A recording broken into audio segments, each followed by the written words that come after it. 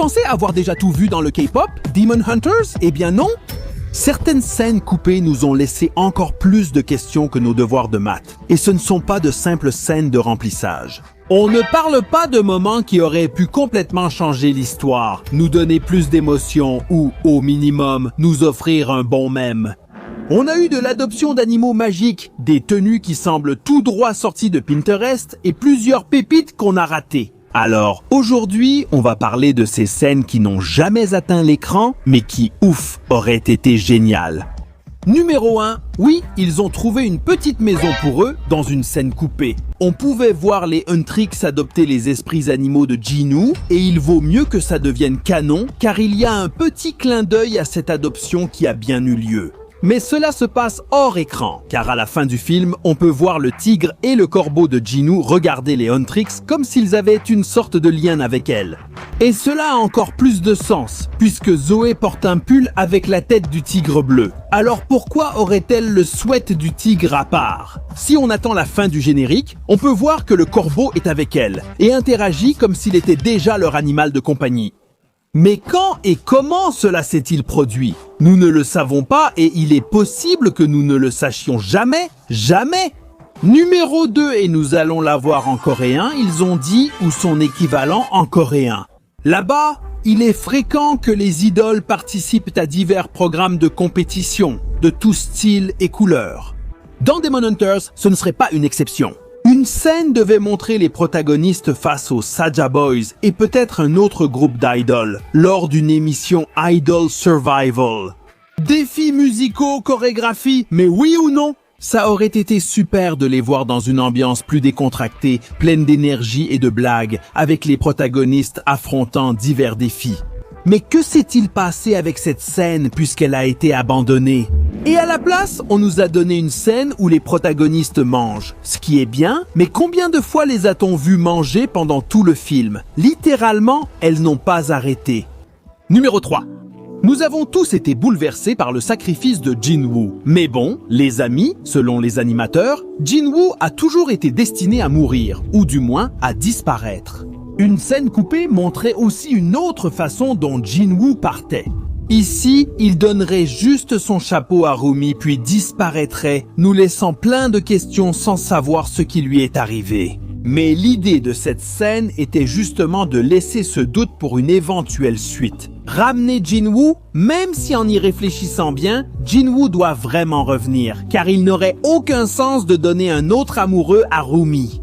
Eux, ils ont vraiment connecté. Numéro 4. Les tenues. Beaucoup sont iconiques, de la mode de qualité, surtout chez les idoles. Il ne s'agit pas que des vêtements, mais aussi des soins de la peau. Les visages coréens ne restent pas parfaits. En effet, il était prévu qu'il y ait une scène où Rumi essayait de nombreuses tenues avant d'en choisir une. Et au final, nous n'avons eu qu'une petite partie de ce qui était prévu. De nombreux modèles et costumes devaient être présentés dans le film.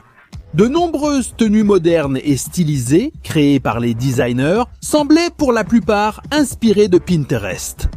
Chaque tenue reflétait la personnalité de chacune des membres, ainsi que leur style de combat. Finalement, rien de tout cela n'a eu lieu et tout a été remplacé par des scènes où les trois protagonistes mangent. Oh oui, encore une fois, mais je pense qu'il pourrait facilement faire 1 ou 2 courts-métrages où les protagonistes essaient de nouveaux vêtements. Ici, la question est, est-ce que tu le regarderais? Eh bien moi oui, mais c'est parce que je dois mettre à jour mon 5e dressing. Le père de Rumi devait apparaître, même si ce n'était qu'en souvenir ou en photo. On ne voit jamais cela dans le film, pourtant certains illustrateurs l'ont transformé. Ils ont confirmé qu'il était bien prévu qu'il apparaisse et que cela allait être une scène très émouvante où Rumi se souvenait de son père, mais finalement, cela a été complètement abandonné et bien sûr, ils l'ont supprimé. Et pourquoi? On ne le sait pas. C'est sans doute un grand mystère. Il doit exister un design du père perdu dans les notes des illustrateurs. Son père ressemble plutôt à Psy, car la théorie la plus répandue dit qu'il serait sûrement plus fort que Guima. Qui mieux que le créateur du Gangnam Style? Peut-être un démon avec d'autres intentions, ou simplement un humain devenu démon comme les autres?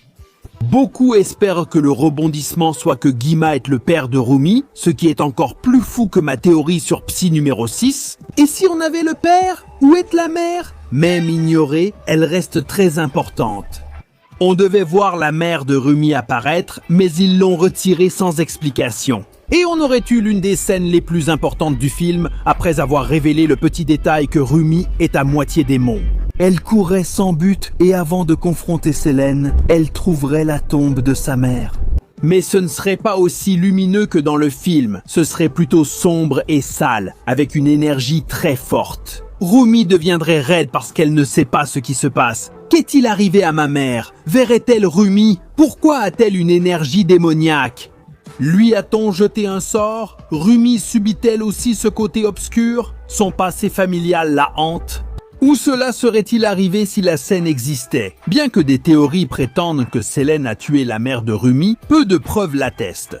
De plus, on dit aussi que Selene a provoqué la mort du père diable. Imaginez un instant. La scène ressemble à un épisode de La Rose de Guadalupe, où la meilleure amie tue l'autre par jalousie ou parce qu'elle n'aimait pas son mec. Elle s'occupe ensuite de la fille de son ami, pensant avoir dépassé les limites. En grandissant, la fille s'en aperçoit. L'esprit de la mère lui révèle alors la vérité. Ce serait une super suite. Numéro 7, les scènes de baiser avec Rumi. La vie est vraiment injuste, les amis, car on nous a volé toutes les scènes de baiser entre Rumi et Jinwoo. On attendait tous leurs baisers passionnés, le film en donne de nombreux indices. Ils nous ont fait espérer avec leur romance, puis laisser sur notre faim. Rumi et Jinwoo seraient allés à un aquarium, auraient eu leur conversation amoureuse et auraient fini par s'embrasser. Eh bien, ils ont supprimé beaucoup de ces scènes. Même la réalisatrice elle-même, Maggie Kang, a admis qu'il y a 3 scènes supprimées.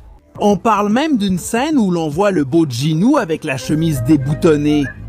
Tant pis, il nous faut les imaginer. Dans What Pass numéro 8, Rumi allait se battre contre ses démons intérieurs. Littéralement, dans une scène supprimée où Rumi, après avoir révélé son côté démoniaque, devait apparaître dans un endroit sombre près de la tombe de sa mère, sur un chemin entre la tombe et un portail démoniaque, luttant contre son blocage de souvenirs. Même si on aurait aimé voir ça, je comprends pourquoi ils l'ont retiré, ça n'aurait pas collé. Une scène très sérieuse, alors que ce même film propose des moments très drôles avec des sushis. Et puisqu'on parle déjà des scènes, est-ce que je dois mentionner quelque chose dont je dois me débarrasser? Et c'est le numéro 9, le changement dans les designs des protagonistes.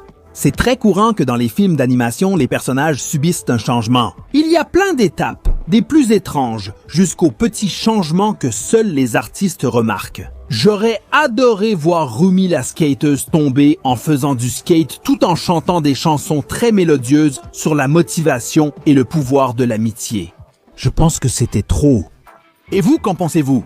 Et enfin, voici le numéro 10, la petite Rumi. On prévoyait de montrer davantage de scènes de son enfance, illustrant sa croissance. Être un peu dans les bras de ses parents, remplir sa couche de caca, grandir et porter des crocs jusqu'à devenir une vraie petite bagarreuse. En réalité, ces scènes ont été coupées car le film était déjà trop long. Ce serait génial s'ils incluaient tout ça dans une version longue du film. Vous ne trouvez pas? Même si certains pensent qu'ils pourraient réutiliser ça pour animer la fille de Rumi, si on regarde bien, ce type ici ressemble beaucoup à Jinwoo, avec son costume de magicien sexy et une possible version de Rumi avec les cheveux noirs, peut-être dans une version plus adulte, mais je ne sais pas. Qu'est-ce que vous en pensez? Après tous ces potins dans le film, il ne reste qu'à dire qu'il faut plus de scènes avec Rumi et Jinwoo. Justice pour cet amour interdit. Si tu voulais aussi voir la suite, like et dis en commentaire quelle scène tu aurais aimé voir. Abonne-toi pour d'autres vidéos.